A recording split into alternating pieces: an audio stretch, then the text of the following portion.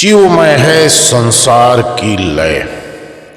पशुपतिनाथ ने प्रत्येक त्याज्य वस्तु को अपनाया और उन्हें पूज्य प्रतीक बनाया। शिव प्रतीकों में जीवन के गूढ़ रहस्य समाये हैं।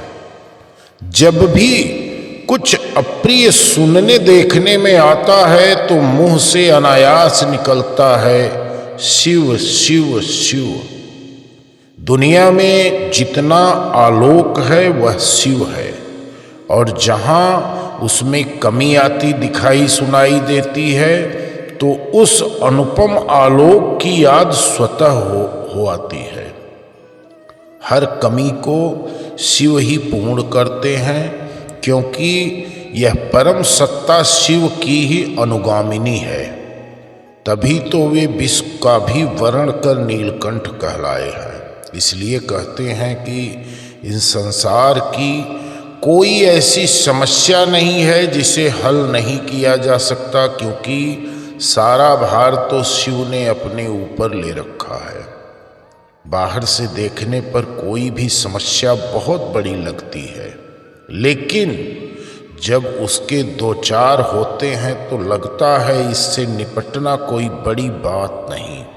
यह शिव तत्व ही है जो हमारे अंदर के साहस को जागृत करता है, विश्वास को प्रगाढ़ करता है। शिव मूलतः संस्कृत का शब्द है जिसका एक अर्थ है समस्त परेशानियों समस्याओं का नाश करने वाले।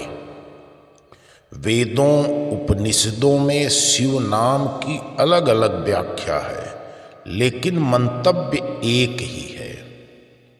विकल्पों के विकल्प हैं शिव। भारतीय आध्यात्म में परम सत्ता तक पहुंचने के लिए कई मार्ग हैं। जो रुचिकर लगे उस पर चल सकते हैं। धर्म ग्रंथों का भी यही मत है कि जितने लोग होंगे उतने मन होंगे और उतने ही विकल्प, अर्थात विकल्पों की भरमार। शिव इन सब विकल्पों के विकल्प हैं। जहां सबसे कम नियम कायदे हों वहीं शिव हैं। वे भस्म धारण करते हैं जो प्रतीक है इस संसार की क्षण भंगुरता का। वे धतूर और बिल्वपत्र को धारण करते हैं जो प्रतीक है जीवन में जो भी कांटा आए उन्हें शिव को समर्पण करने से ही आपकी राह के कांटे दूर हो जाते हैं। बिल्वपत्र के 3 पात हमारे 3 गुण सत्व, रजस और तमस को दर्शाते हैं। थोड़ा सा रजस इसलिए है कि हम कार्य कर सकें, थोड़ा तमस इसलिए है कि हम सही तरह से सो पाएं, और सत्व इसलिए है कि यही जीवन का आधार है।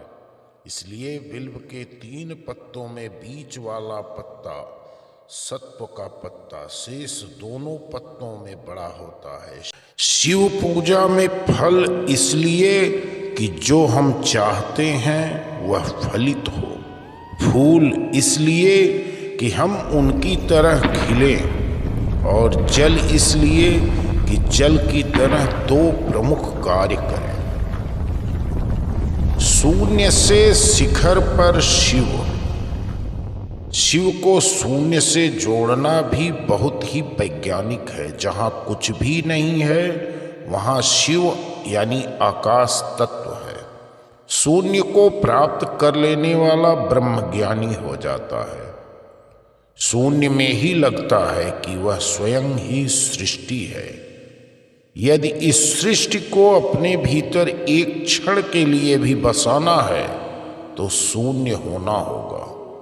सिर्फ शून्यता ही सब कुछ अपने भीतर समा सकती है। जो शून्य नहीं है वो सब कुछ अपने भीतर नहीं समा सकता। जिस प्रकार एक बर्तन में समुद्र नहीं समा सकता, लेकिन हमारा ग्रह समुद्र को समा सकता है, परंतु इस ग्रह में सौरमंडल नहीं समा सकता।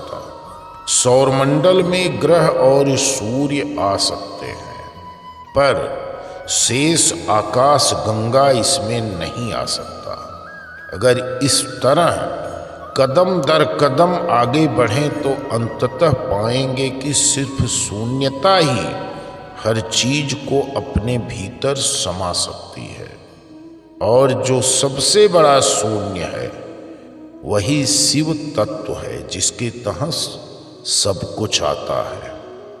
शिव शब्द की व्याख्या करते हुए कहा गया है, सेते सर्व जगत यस्मिन इति शिव, अर्थात जिसमें समस्त जगत शयन कर रहा है वही शिव है। शिव जी भस्म क्यों लगाते हैं? शिव पुराण की विद्येश्वर संहिता में भगवान शिव ने भस्म शब्द का अर्थ प्रकट किया है। जिस प्रकार राजा अपने राज्य में सारभूत कर यानी कि टैक्स को ग्रहण करता है, जैसे मनुष्य सज्ज यानी कि अनाज पौधे आदि से उत्पन्न होने वाली वस्तुएं को जलाकर पकाकर उसका सार ग्रहण करता है, जैसे जठरा नल नाना प्रकार के भक्ष्य भोज्य आदि पदार्थों के सार को ग्रहण करता है और पोषण करता है, उसी प्रकार शिव ने इस विद्यमान प्रपंच को जलाकर भस्म रूप में उसके सार तत्व को ग्रहण किया है। इसे दग्ध करके शिव ने उसके भस्म को अपने शरीर पर लगाया है। उन्होंने भस्म के बहाने जगत के सार को ही ग्रहण किया है। शिवलिंग की आधी परिक्रमा क्यों? भारतीय संस्कृति में जल को देवता माना गया है और पानी के पात्र को कभी पांव नहीं लगाया जाता। ठोकर लगा पानी कभी नहीं पिलाया जाता है, यह पाप माना गया है। ऐसे ही जो जल देव प्रतिमा पर चढ़ाया गया हो उसे लांघा नहीं जाता है। शिवलिंग का नित्य अभिषेक होता है। जिस जल से देवता का अभिषेक हुआ है उसे पांव नहीं लगे, इसलिए प्रणाल यानी कि जल निकासी की नाली के बाद भी चंडमुख की व्यवस्था मंदिर में की गई। इसलिए भगवान शिव की पूजा के बाद शिवलिंग की परिक्रमा हमेशा बाईं ओर से शुरू कर जलाधारी के आगे निकले हुए भाग यानी कि पानी का स्रोत जहाँ से भगवान शिव को चढ़ाया गया जल बाहर निकलता है तक जाकर फिर विपरीत दिशा में लौट दूसरे सिरे तक आकर पूरी करनी चाहिए। इसे शिवलिंग की आधी परिक्रमा भी कहा जाता है। जलाधारी या अर्घा के स्रोत को लांघना नहीं चाहिए, क्योंकि उस स्थान पर ऊर्जा और शक्ति का भंडार होता है। शिव प्रतीकों में जीवन का दर्शन। शिव का एक एक भाग इस संपूर्ण संसार की सबसे सरल अभिव्यक्ति है। शिव की जटाएं अंतरिक्ष का प्रतीक है जो आकाश तत्व से बना है। यह अनंत है और इसका विस्तार अनंत है जो इस सबको धारण करता है, अच्छा बुरा सब कुछ। शिव की जटाजूट पर चंद्रमा है जो प्रतीक है शीतलता का, मन का। सारा खेल मन ही करता है, इसलिए मन संतुलित शिव के माध्यम से ही हो सकता है। शिव त्रिनेत्रधारी हैं जो कि प्रतीक है दो आंखों तो शिव त्रिनेत्रधारी हैं जो कि प्रतीक है कि दो आंखें तो सिर्फ संसार को देखने के लिए है, वहीं तीसरा नेत्र ज्ञान और प्रज्ञा के लिए है। सर्पहार को वर्ण करना शिव के चैतन्य सतर्क अवस्था को दर्शाता है, जहाँ ध्यान अवस्था तुरीय अवस्था को अभिव्यक्त करती है।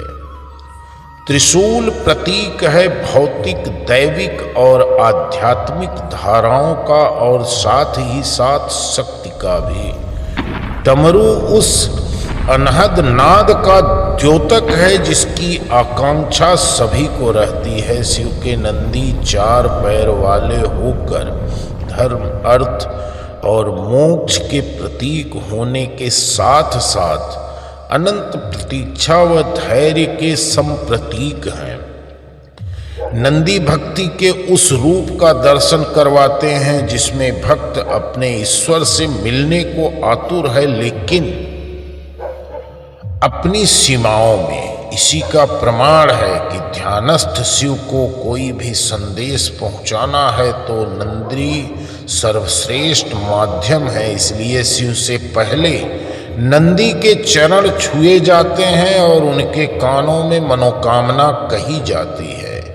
शिव भय, क्रोध, अहंकार को हर लेते हैं और यही हमारी भगवान शिव से कामना है कि आप सभी की मनोकामनाओं को पूर्ण करें। धन्यवाद। जय मां काली। हर हर महादेव।